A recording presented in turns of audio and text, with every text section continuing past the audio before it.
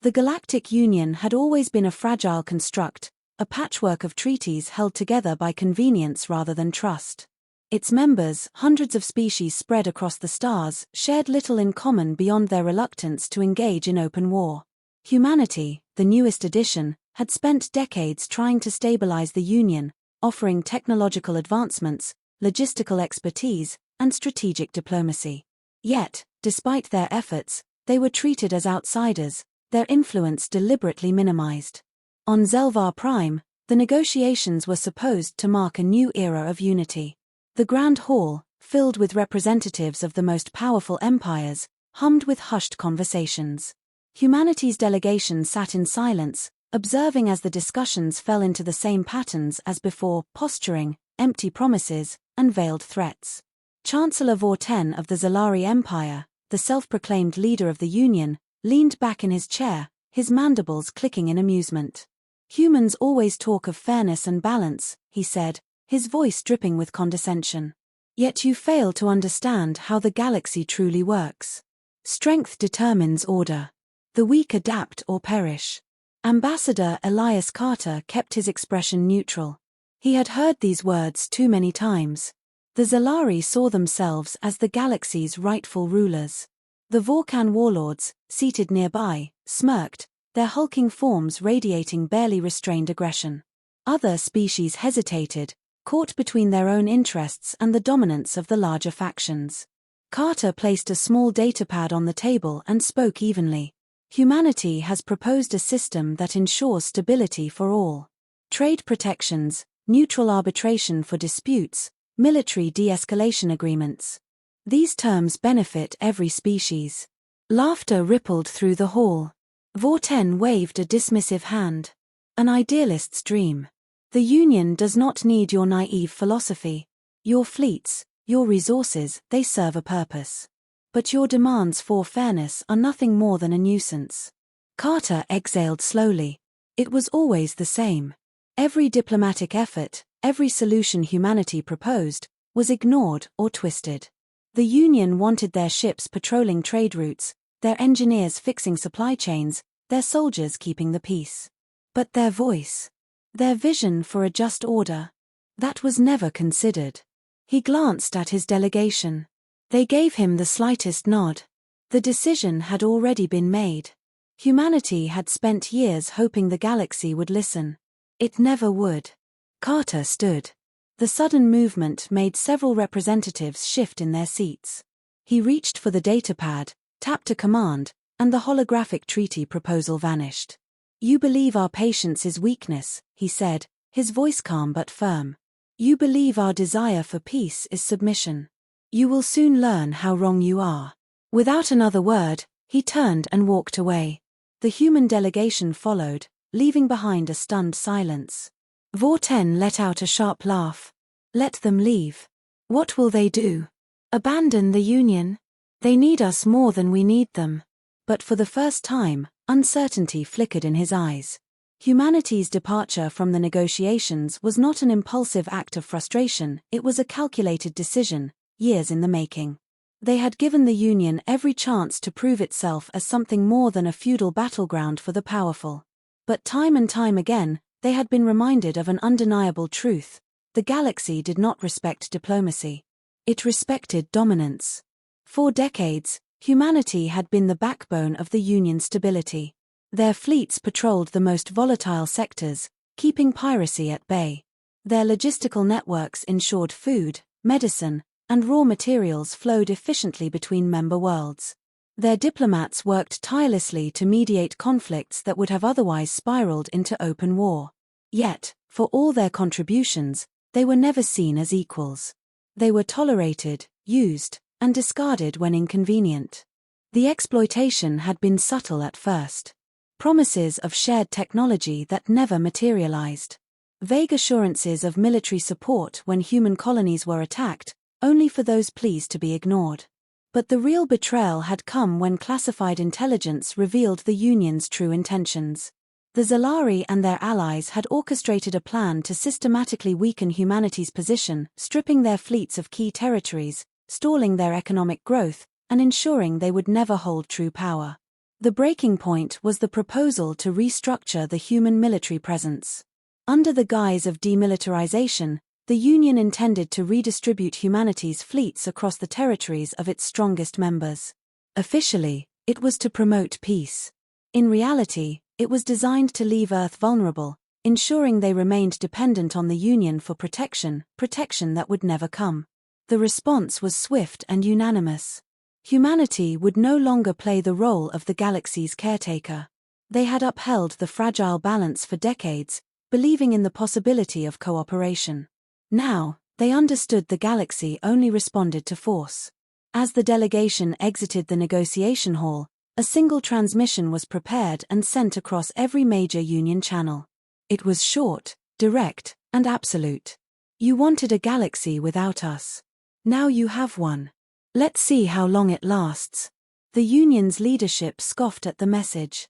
The Zalari Chancellor dismissed it as empty bravado.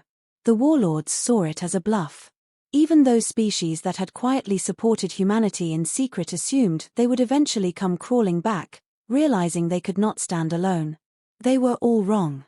Within hours, human forces withdrew from every Union operation. Patrols vanished. Trade convoys were left unguarded. Diplomatic envoys went silent. Humanity did not issue threats or ultimatums. They simply walked away, leaving the Union to deal with the consequences of its own arrogance.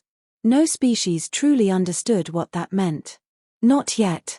But as the first cracks began forming in the galaxy's fragile order, an unspoken fear spread among the Union's leaders.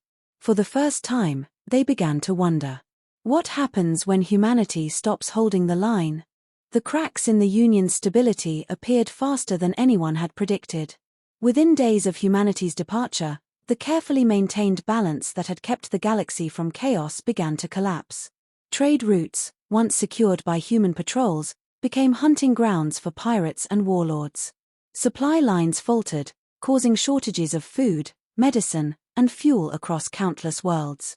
The infrastructure humanity had optimized over decades was now left in the hands of a bureaucracy too slow and corrupt to maintain it.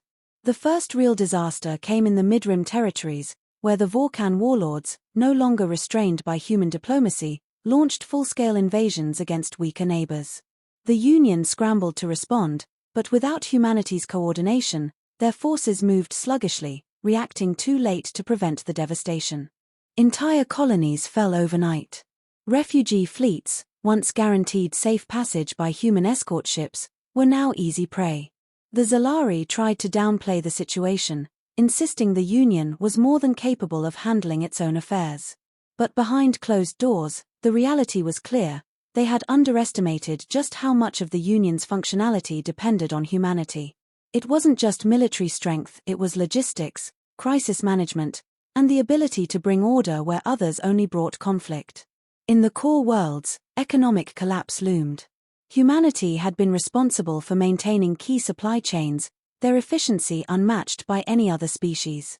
Without them, bottlenecks formed, trade slowed to a crawl, and entire planetary economies teetered on the brink of ruin. Those who had once mocked Earth's obsession with structure and optimization now found themselves desperately trying to replicate systems they had never bothered to understand. Desperation set in. Envoys were sent to Earth, their messages growing increasingly frantic. What had started as simple inquiries soon turned into outright pleas. Promises of fair negotiations, apologies, and desperate attempts to bargain filled human communication channels. None were answered. Then came the first real moment of panic, the revelation that humanity had taken more than just their fleets when they left. Over the years, they had developed key pieces of infrastructure across the galaxy, from advanced relay stations to stabilized wormhole gates. Quietly, without fanfare, they began shutting them down. Entire sectors went dark. Travel times between systems increased tenfold. Emergency aid shipments vanished into the void as once reliable routes became dangerous and unpredictable. The Union had never realized just how seamlessly humanity had kept everything running until it all stopped. Among the Union's leadership, fear set in. Not just of the collapse happening around them, but of what humanity might do next. They had believed humans were weak because they sought peace. Now they saw the truth: Peace had never been their weakness. It had been their choice. And they had just chosen to walk away. For the first time in history, the Union faced a terrifying question. If humanity wasn't here to keep order, who would? The silence from Earth was absolute.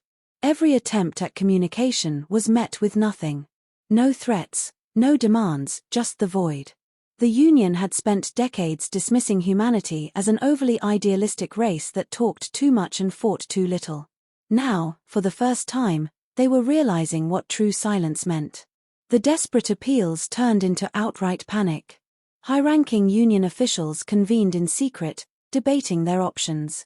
Some wanted to beg for forgiveness, to offer humanity everything they had denied them before. Others, still clinging to arrogance, suggested military action. But that idea was discarded almost as soon as it was spoken. Humanity's full strength had never been tested, and now, no one wanted to be the first to find out what that looked like. Months passed, and the chaos worsened.